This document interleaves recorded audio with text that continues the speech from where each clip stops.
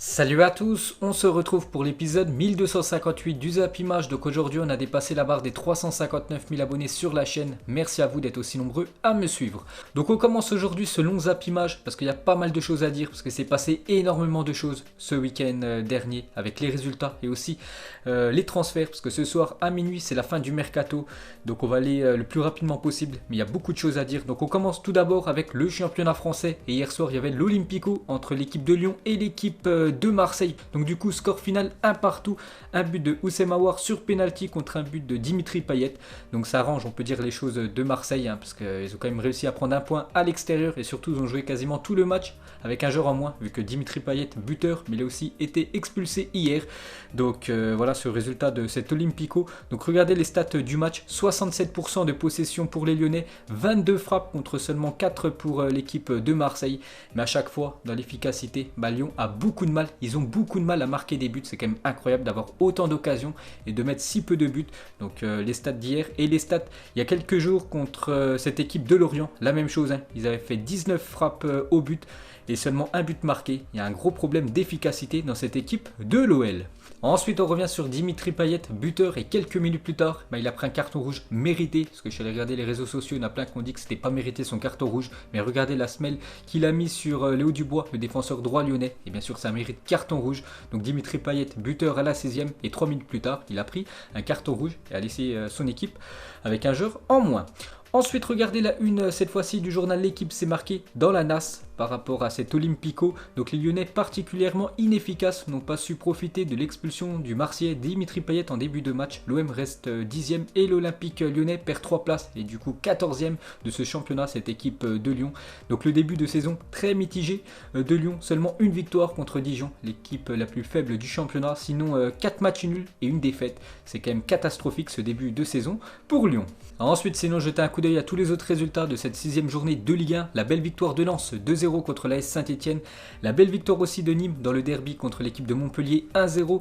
La belle victoire de Lille 3-0 du côté de Strasbourg, dont un magnifique but de Sedik, le joueur turc. Donc voilà tous les résultats. On peut voir aussi l'équipe type de cette 6e journée de Ligue 1 avec l'attaquant messin Ibrahima Niane qui a marqué un triplé. C'est déjà son 5e but cette saison en championnat. On peut voir Neymar et aussi Draxler dans cette équipe type.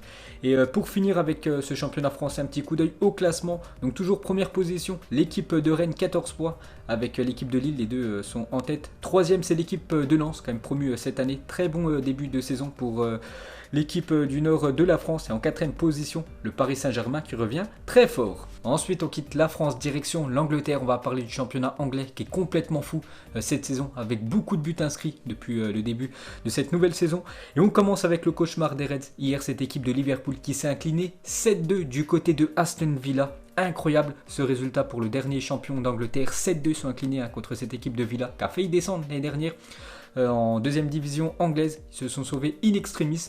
Donc on peut voir les buteurs du match. Donc l'attaquant anglais Watkins a inscrit quand même un triplé. Jack Grealish, le milieu anglais, lui inscrit un doublé. Grosse prestation de Aston Villa. Et correction pour cette équipe de Liverpool, c'est incroyable. On peut voir le scénario du match à la 39e minute. Il y avait déjà 4-1 pour cette équipe de Villa. Donc Jack Grealish hier soir face à Liverpool, c'est quand même 2 buts et 3 passes D pour lui. Grosse prestation du milieu anglais. Donc on revient sur cette équipe de Liverpool. Et surtout, on va parler de la défense qui a quand même pris 7 buts hier. Pourtant la défense de Liverpool, c'est quand même l'une des meilleures en Europe. Et Liverpool a encaissé 7 buts au cours d'un match officiel pour la première fois depuis 1963. C'est la première fois de l'histoire de la Première Ligue qu'un champion encaisse 7 buts au cours d'un match. C'était jamais arrivé qu'un champion encaisse 7 buts lors de la saison suivante. Donc chose faite maintenant avec les Reds. Donc t'es un ancien si t'as connu Virgil van Dijk qui ne se faisait pas dribbler pendant des mois et des mois. Ce soir sa défense en a pris 7. C'est quand même lui le leader de cette défense de Liverpool. C'est vrai qu'il y a pas mal de mois on en parlait, que voilà, ça faisait plus de quasiment 5-6 mois que personne n'arrivait à dribbler Virgil van Dijk. Et maintenant il est complètement à l'ouest, Virgil van Dijk. Bon après il n'y a pas que lui, toute la défense de cette équipe de Liverpool a complètement sombré hier du côté de Villa. Et pour continuer avec les mauvaises nouvelles pour cette équipe de Liverpool, donc blessé à l'épaule, Alisson Becker manquera 4 à 6 semaines de compétition selon son entraîneur. En cas d'opération, cela pourrait même se prolonger jusqu'à 3 mois d'absence pour le portier brésilien hier qui était forfait. C'est le deuxième gardien de Liverpool qui a gaulé. Bon, il en a pris 7 hier et Alisson Becker actuellement forfait pour être absent encore pendant quasiment 3 mois. mois s'il venait à se faire opérer de l'épaule. Ensuite, on va parler d'une autre rencontre complètement folle, celle-là aussi avec un score encore incroyable. C'est l'équipe de Manchester United qui a complètement sombré à domicile contre l'équipe de Tottenham. 6-1 pour les Spurs à l'extérieur. Pourtant, Bruno Fernandes a permis à Manchester d'ouvrir le score au bout de 2 minutes de jeu. Après, ils ont sombré. Cette équipe des Red Devils qui a pris un carton rouge par Anthony Martial. Et après, c'était la descente pour eux. Donc, Ndombele a marqué un but, Son un doublé, Harry Kane un doublé et Serge Aurier, l'ancien parisien, un but. Donc, on peut voir le scénario du match. Quel début de match complètement fou parce que déjà la 8e minute de jeu, il y avait déjà 2-1 pour l'équipe de Tottenham. Déjà 3 buts en 8 minutes. Donc, une déclaration du coach norvégien Solskjaer. Il a dit: c'est le pire jour de ma carrière en tant que manager de Manchester United et le pire jour pour tous les joueurs de Manchester United. Ce n'est pas le pire jour de l'histoire de Manchester. Nous avons déjà rebondi auparavant, mais quand même cette défaite hier fait très mal, surtout à domicile. Et les plus lourdes défaites de Manchester United en Première Ligue. Donc ils avaient déjà pris 5-0 en octobre 1996 contre Newcastle, un autre 5-0 en octobre 1999, en octobre 2011 ils avaient pris un 6-1 à domicile contre City et cette fois-ci octobre 2020, souvent en octobre qui prennent des branlées, 6-1 contre cette équipe des Spurs. Ensuite on revient sur le carton rouge d'Anthony Martial, donc déjà c'est le premier qui prend dans sa carrière, le joueur français, et ça a complètement changé la donne de cette rencontre parce qu'après l'équipe de Manchester a complètement sombré. Regardez la tête de l'entraîneur Solskjaer à la fin du match quand il y avait 6-1 pour cette équipe de Tottenham et l'entraîneur de Tottenham, José Mourinho, on peut le voir souriant après cette magnifique victoire de son équipe 6-1 dans son ancien club. N'oubliez pas qu'avant il entraînait cette équipe de Manchester, José Mourinho. Ensuite, on continue avec les Red Devils et début de saison de Première Ligue bien triste de la part de Manchester United parce que 3 journées, seulement une victoire, en plus une victoire à l'arraché, avec un but inscrit à la 90e minute, plus 10 minutes de temps additionnel contre cette équipe de Brighton. On avait parlé la semaine dernière et sinon les 2 autres matchs contre Crystal Palace et Tottenham, 2 matchs à domicile et 2 défaites pour les Red Devils. Et on peut voir que l'autre Manchester, donc le rival, l'ennemi Manchester City, a félicité l'équipe quand même de Tottenham. Donc un gros pic envoyé à cette équipe de Manchester United après l'humiliation hier. Ensuite une déclaration de Patrice Evra, donc lui consultant sur une chaîne sportive en Angleterre. Donc c'est un grand fan de Manchester United. Il a passé beaucoup d'années dans ce club. Donc il a dit: c'est catastrophique. Les fans de Manchester United, allez sur votre PlayStation et achetez Jadon Sancho et Lionel Messi pour gagner un match. Donc voilà la déclaration d'Evra. Et concernant cette équipe de Tottenham qui a réalisé un énorme coup, 6-1 hier, donc Hugminson a maintenant marqué à 5 reprises cette saison en Première Ligue. À chaque fois, ça a été Harry Kane, le passeur décisif. Quel duo, le sud-coréen et l'attaquant anglais. Ensuite, cette fois-ci, on va parler de Leeds United qui recevait ce week-end l'équipe de Manchester City. Score final 1 partout, donc un but de Rodrigo, une recrue en provenance de Valence, et un but de Raheem Sterling. Donc Leeds United accroche Manchester City et Leeds United, ça joue quand même très bien pour ceux qui regardent un peu la Première Ligue. Ça a quand même un sacré niveau de jeu. Cette équipe est entraînée par Marcelo Bielsa, donc Leeds accroche le point du match nul. Très très beau match de football parce que Leeds United, c'est une équipe vraiment joueuse.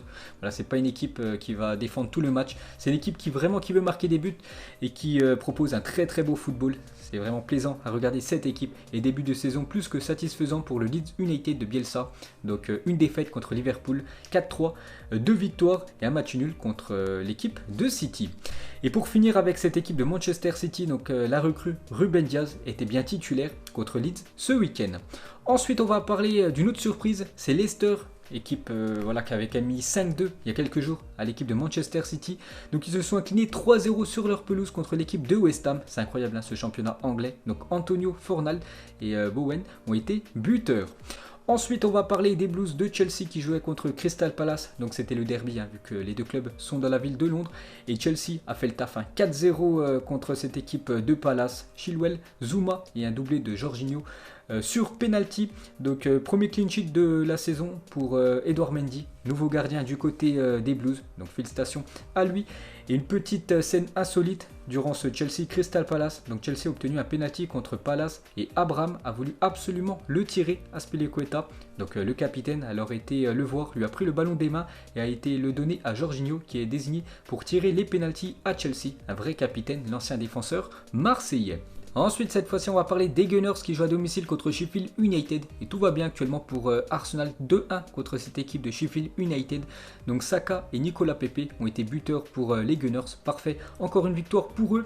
Ensuite, on va parler de la meilleure équipe en Angleterre d'après les derniers résultats. C'est cette équipe surprenante de Everton qui jouait à domicile contre l'équipe de Brighton ce week-end. Et 4-2 pour l'équipe entraînée par Carlo Ancelotti. On peut voir un doublé de James Rodriguez qui est très bon depuis son arrivée en Angleterre. Un but aussi de Calvert-Lewin qui arrête pas de marquer. L'attaquant anglais, donc Everton, continue son petit bonhomme de chemin en tête de la Première Ligue. Félicitations à cette équipe de Everton. Et l'équipe de Carlo Ancelotti a remporté ses 7 premiers matchs, toutes compétitions confondues de la saison pour la première fois en 106 ans. Jamais c'est arrivé que cette équipe de Everton remporte ses 7 premiers matchs, toutes compétitions confondues. Chose faite cette année. Donc 3 matchs de coupe et 4 matchs de championnat. Parce qu'en championnat, c'est 4 matchs, 4 victoires.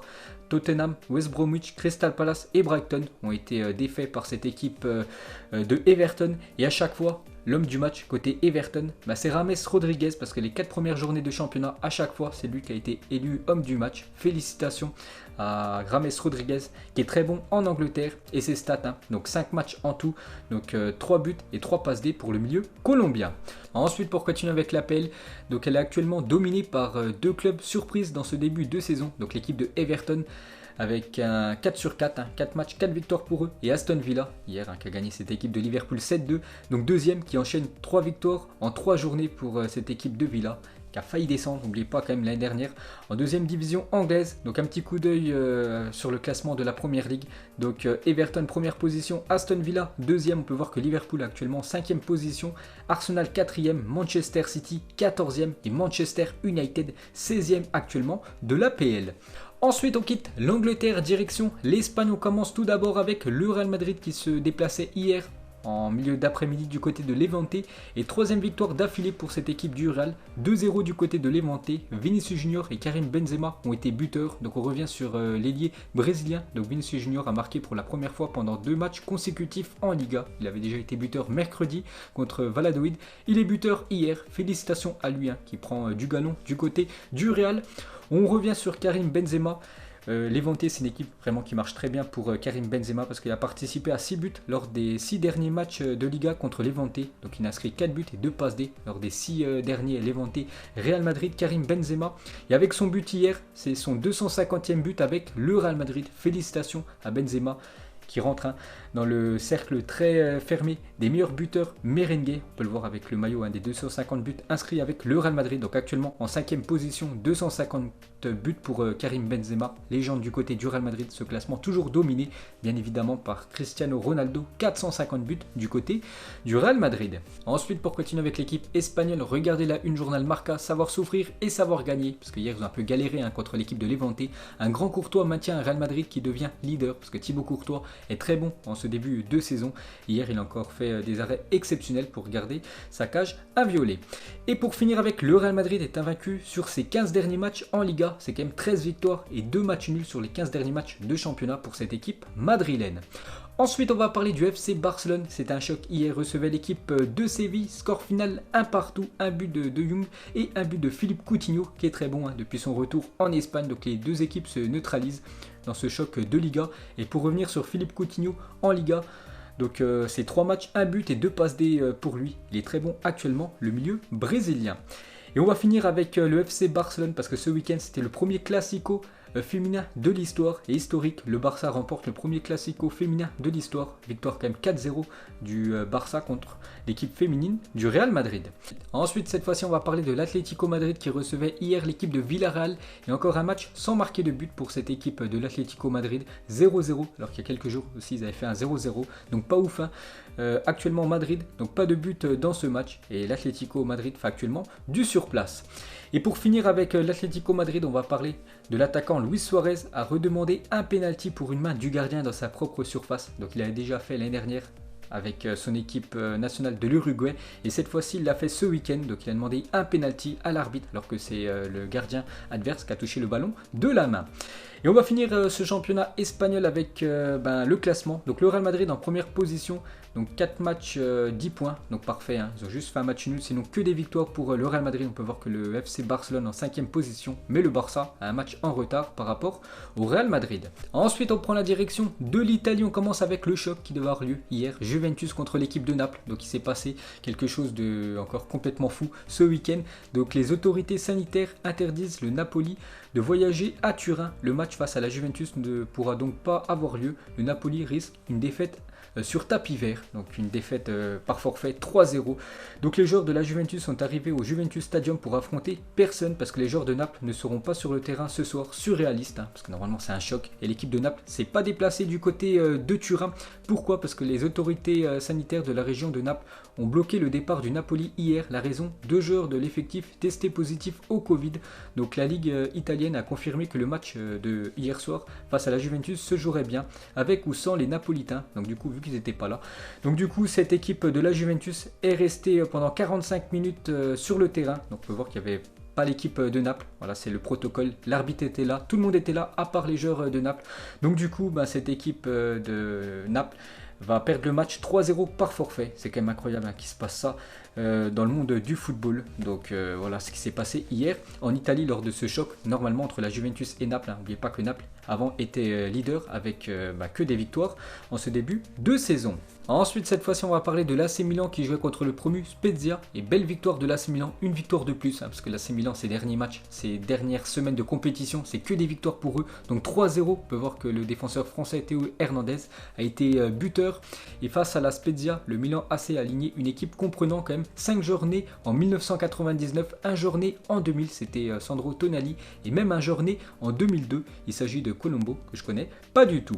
Ensuite, cette fois-ci, on va parler de l'Atalanta Bergame, actuellement leader de ce championnat italien, qui recevait l'équipe de Cagliari. Encore un match avec beaucoup de buts pour cette équipe de Bergame. On sait le niveau de cette équipe de l'Atalanta, c'est vraiment une équipe portée vers l'offensive. Donc 5-2 pour Bergame contre Cagliari. On peut voir tous les buteurs.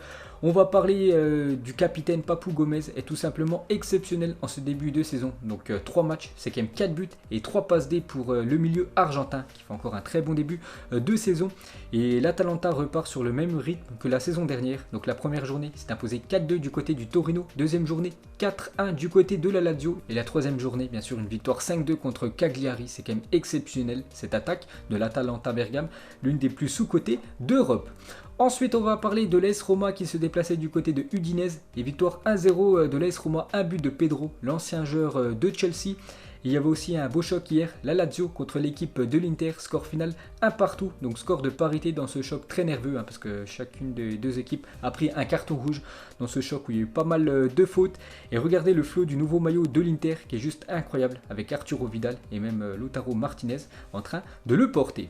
Ensuite, on quitte l'Italie direction l'Allemagne. On va parler encore d'un match complètement fou ce week-end. C'est le Bayern Munich qui recevait l'équipe du Hertha Berlin, et le Bayern a eu très chaud dans ce match, mais victoire quand même du Bayern comme d'habitude à la fin de la rencontre. Donc le Bayern s'est imposé 4-3 contre le Hertha Berlin, et surtout un but dans les dernières secondes du match de Robert Lewandowski. Encore une grosse prestation du Polonais, parce qu'il nous a marqué un quadruplé ce week-end. Robert Lewandowski, 4 buts, et c'est lui qui a permis à son équipe de gagner le match. Donc félicitations au Bayern et surtout au Polonais Lewandowski qui aurait dû être Ballon d'Or 2020.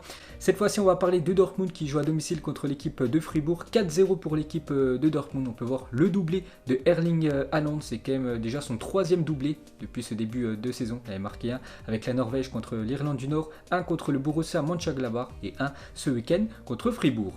Et on finit avec un jeune joueur américain de cette équipe de Dortmund, c'est Giovanni Reyna, 17 ans. Donc il a quand même fait 3 passes D ce week-end avec son équipe du BVB. Et on va finir avec le championnat allemand avec le RB Leipzig qui a mis une correction à l'équipe de Schalke 04. Donc ils se sont imposés 4-0. Cette équipe de Leipzig, futur adversaire du Paris Saint-Germain en Ligue des Champions, et l'équipe de Schalke 04, c'est quand même très compliqué ce début de saison. C'était déjà très compliqué quand ils avaient repris les matchs pour finir le championnat la saison dernière. Donc Schalke a d'ores et déjà encaissé 15 buts en 3 matchs de Bundesliga cette saison. Déjà le 8-0 contre le Bayern, le 3-1 contre le Werder, et ce week-end le 4-0 contre le RB Leipzig. Et on va finir ce long zappimage avec la deuxième partie, donc la partie transfert, parce qu'on a parlé des résultats, mais les transferts et surtout le mercato, ça se finit ce soir à minuit, et souvent le dernier jour Voilà, à chaque fois, il y a beaucoup de transferts qui se font lors du dernier jour, hein, le jour le plus long de ce mercato. Donc ce soir à minuit, c'est fini. On commence avec normalement Memphis Depay. Hier qui était remplaçant, il devrait signer aujourd'hui du côté du FC Barcelone. Et même Juninho a annoncé que Memphis Depay pourrait s'envoler pour Barcelone hier. Parce que Juninho hier était en conférence de presse à la fin du match OM. Et il a dit Memphis est tombé d'accord avec le Barça. Donc ce soir avant minuit, normalement Depay devrait être un nouveau joueur du FC Barcelone. Et niveau arrivée côté lyonnais, donc Lyon est très proche de boucler la signature du défenseur algérien Djamel Ben Lamri. Le champion d'Afrique 2019 est arrivé à Lyon hier soir. Donc si tout se passe bien pour lui aujourd'hui, il va passer sa visite médicale, signer son contrat. Et avant ce soir minuit, ça devrait être un nouveau joueur de l'Olympique lyonnais. On continue avec les transferts qui devraient se faire très prochainement dans les futures heures. Donc le transfert de Douglas Costa au Bayern Munich est bouclé. Donc le Brésilien s'envole maintenant pour Munich afin de passer sa visite médicale. Donc il est arrivé hier dans la soirée du côté de Munich pour passer sa visite médicale. Donc normalement dans la journée, c'est un nouveau joueur du Bayern, Douglas Costa, qui a déjà joué au Bayern dans le passé. Un autre joueur aussi devra arriver du côté du Bayern, et c'est un transfert complètement fou, c'est Bouna Sarr, le défenseur marseillais, qui est tout proche de signer du côté du Bayern Munich. Donc le joueur passera sa visite médicale ce soir, donc c'était hier, avant de s'engager jusqu'en 2024 en Bavière. Le transfert est estimé aux alentours des 10 millions d'euros. Incroyable, Bouna Sarr va être un nouveau joueur du Bayern Munich normalement dans la journée. Donc du coup Marseille doit trouver absolument son remplaçant, donc ça devrait se faire dans la journée. Le remplaçant de Bouna Sarr devait être le joueur strasbourgeois Kenny Lala, qui devra arriver aujourd'hui du côté de Marseille pour remplacer Bouna Sarr. Un autre transfert, cette fois-ci un transfert officiel concernant le Paris Saint-Germain. Donc Moiskin est prêté au PSG. Une saison sans option d'achat. Moiskin, ancien attaquant de la Juventus. Actuellement, il était du côté de Everton, donc c'est officiel. Hein. Regardez, il a déjà le maillot du Paris Saint-Germain. Il portera le numéro 18 au PSG. Donc on en reparlera bien évidemment bien plus demain avec d'autres photos. Ensuite, toujours avec le Paris Saint-Germain, un autre joueur qui devrait arriver du côté du PSG, c'est officiel aussi lui dans la journée. Donc le FC Porto et le PSG ont trouvé un accord pour le prêt avec option d'achat de Danilo Pereira. Le milieu de terrain portugais passera sa visite médicale ce soir. Donc à chaque fois les infos c'était hier avec Paris. Donc normalement dans la journée ça devrait être officiel l'arrivée du milieu portugais Danilo Pereira du côté du Paris Saint-Germain. Donc encore un transfert pour cette équipe du PSG. Cette fois-ci l'AS Roma et le RB Leipzig sont proches d'un accord pour le prêt de Justin Kluivert, actuellement du côté de Rome. Donc dans la journée ça va être officiel, il devrait arriver du côté du RB Leipzig. Alex Telles va signer un contrat de 5 ans avec Manchester United, montant du transfert 15 millions d'euros plus 3 millions d'euros de bonus. Donc lui aussi ça devrait être officiel dans la journée. Et pour finir avec ce fan mercato ce soir, donc il y a encore pas mal d'infos sur les transferts, donc je peux pas tout vous dire parce que sinon la vidéo va durer trop longtemps. Donc on va aller à l'essentiel. Hein. Donc par exemple Choupo-Moting pourrait lui aussi signer avant ce soir du côté du Bayern. Cuisance lui pour arriver du côté de Marseille. Memphis Barça. Rafinha, un joueur de Rennes, pour aller du côté de Leeds United. Doku pourrait signer du côté de Rennes, jeune pépite belge. Chiesa lui pour aller du côté de la Juventus. Guendouzi pourrait quitter Arsenal et aller du côté du Hertha Berlin. Donc Telles on en a parlé, Ben Lamri la même chose. Et Smalling pourrait signer du côté de l'AS Roma. Donc il y en aura encore plein d'autres de transferts, donc on en reparlera bien évidemment beaucoup demain. Donc voilà les gars, la fin de ce long Zap Image, peut-être le plus long que j'ai fait sur ma chaîne. Aujourd'hui il était très long, il y avait beaucoup de choses à dire aujourd'hui. Donc demain les gars, on parlera beaucoup de transferts, parce qu'avant ce soir vous allez voir il va y avoir beaucoup de transferts qui vont se faire en Europe. Donc voilà les gars, la fin de ce Zap Image. Nous on se retrouve demain pour l'épisode 1259. Ciao à tous.